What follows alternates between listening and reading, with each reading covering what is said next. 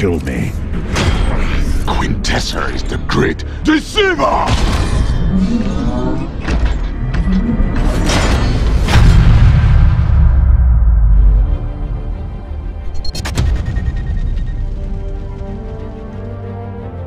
Since Cybertron fell.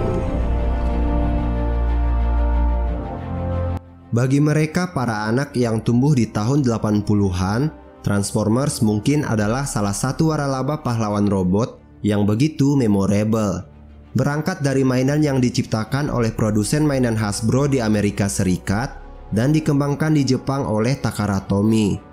Pada tanggal 17 September tahun 1984, serial animasi petualangan para Autobot versus Decepticon pun tayang di layar kaca.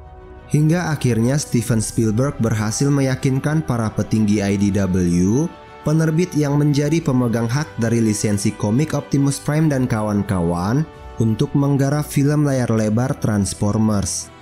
Pada tahun 2007, pertempuran antara dua kubu makhluk mekanis asal planet Cybertron itu pun hadir.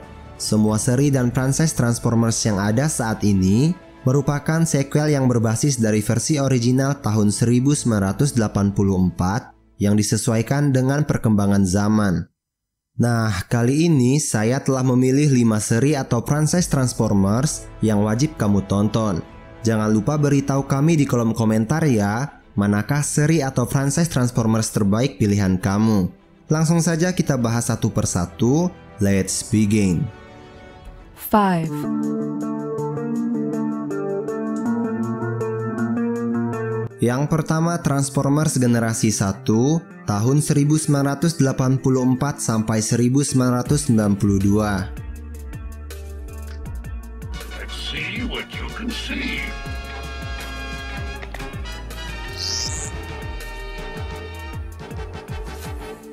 Thundercracker to Soundwave, Thundercracker to Soundwave.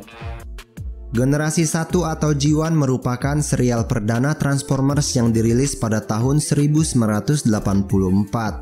Konsep utama dari G1 adalah pertarungan abadi antara Autobots pimpinan Optimus Prime melawan Decepticons pimpinan Megatron, di mana saat mereka bertarung di luar angkasa, pesawat mereka yaitu The Ark dan The Nemesis tertarik gaya gravitasi bumi dan akhirnya mendarat di bumi pada zaman prasejarah. Sebelum akhirnya para Transformers tersebut bangkit kembali pada tahun 1984. Para Transformers kemudian berbaur dengan para manusia bumi. Tim Autobots menjadi teman sekaligus pelindung bagi seluruh warga bumi, sementara Decepticons menjadi penjahat sekaligus berambisi untuk menjajah seluruh masyarakat bumi dan semua negara yang ada di dunia, dikarenakan bumi mereka anggap sebagai Cybertron baru yang kaya akan energi. Serial TV Transformers yang dibuat pertama kali tahun 1984 diproduksi oleh Sunbow Production dengan mengambil jalan cerita yang berbeda dari karya Bob Budiansky. Kebanyakan jalan ceritanya mengambil dari komik Marvel. Dalam versi ini perbedaan antara serial TV dengan komik adalah Shockwave loyal pada Megatron di TV, sementara di komik ia adalah pemimpin Decepticons. Never leave. My time will come, Megatron. Never. Never! Prepare to blast off! 4. Selanjutnya ada Transformers The Movie. Pada tahun 1986, film teater perdana Transformers berjudul The Transformers The Movie dirilis.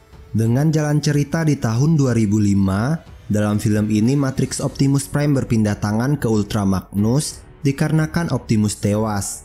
Selanjutnya sang pemakan planet, Unicron menggunakan kekuatannya untuk menolong Megatron dan merubahnya menjadi Galvatron. Dan kemudian Rodimus Prime muncul dengan memakai Matrix warisan Optimus Prime, ia lantas menghancurkan Unicron. Di season ketiga yang berbasis dari The Movie, Quintessons muncul sebagai pencipta semua Transformers di Cybertron yang mereka sebut sebagai pabrik. Quintessons sebenarnya tidak mau robot ciptaan mereka menjadi mempunyai kecerdasan, tetapi karena sesuatu hal, robot-robot ciptaan Quintessons akhirnya memiliki perasaan dan kekuatan.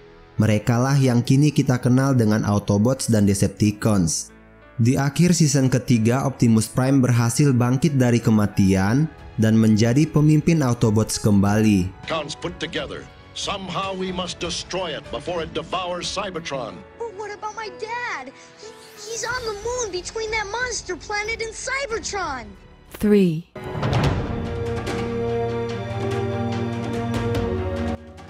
Selanjutnya ada Transformers Beast Wars pada tahun 1996 sampai 2001. Kontradiksi dengan versi G1 di serial TV 1996, Beast Wars tampil dua grup jauh sebelum munculnya Autobots dan Decepticons. Mereka adalah grup Heroic Maximals dan Predacons. 300 tahun setelah Perang Besar, dua grup ini mendarat darurat di sebuah planet mirip bumi, namun dengan dua satelit alam dan energon dengan level tinggi. Bentuk alternatif robot-robotnya juga memakai bentuk hewan. Merujuk pada Bob Forward dan Larry DiTilio, setelah mereka mempelajari G1, mereka lantas berkeinginan untuk membuat sebuah cerita seri Transformers dengan memakai unsur sejarah purba. Dan oleh sebab itulah, Beast Wars termaksud dalam G1, yang muncul dalam kartun dan komik karya Marvel. Di akhir season 1, salah satu satelit alam planet yang mirip bumi tersebut dihancurkan. Sebagai akibat dari penghancuran satelit kedua adalah energi misterius yang muncul dalam beberapa karakter transmetal, dan planet kemudian disebut sebagai bumi prasejarah. Ini menggiring kita kepada The Ark dan The Nemesis di mana Megatron berencana membunuh Optimus Prime. Namun di akhir season ketiga, Primus memimpin tim untuk mencari Spark. Dalam 2 season awal, Cybertron adalah sebuah planet organik dengan Megatron yang berencana untuk menghancurkannya. 2.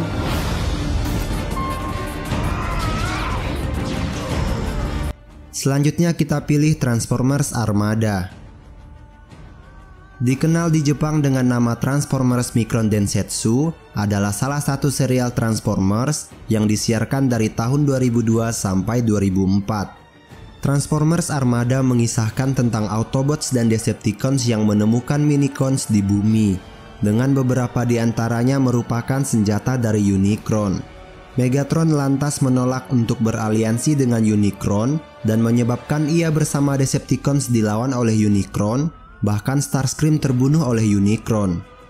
Energon diset 10 tahun kemudian, dengan Autobots yang menghentikan usaha Decepticons dari kebangkitan Unicron dengan Energon. Megatron dan Optimus Prime sempat bersatu untuk mengalahkan Unicron. Mereka berdua kemudian masuk pada kepala Unicron, diikuti beberapa minicons yang tidak beraliansi dengan Unicron. Mereka kemudian berhasil menonaktifkan Unicron, dan setelah itu Megatron menantang Optimus untuk bertarung. Namun kekuatan dari pertarungan tersebut malah menghidupkan kembali Unicron. Akhirnya Megatron mengorbankan dirinya untuk menghilangkan pengaruh jahat Unicron. Dengan musnahnya kekuatan jahat Megatron, secara tiba-tiba pula Unicron menghilang dan perdamaian kembali datang ke Cybertron. You missed! Laugh now, but that is only a taste of my power. And when I'm good and ready, you will not know I hate you. Oh man, I can't believe how much that puny minicon jacked up his power. Yeah, no kidding. 1. Yang terakhir, Transformers War for Cybertron Trilogy. Menceritakan tentang Megatron yang harus menghadapi dilema yang serius. Hal ini karena Allspark hilang dan Decepticon akan binasa jika mereka tetap berada di Cybertron yang sekarat.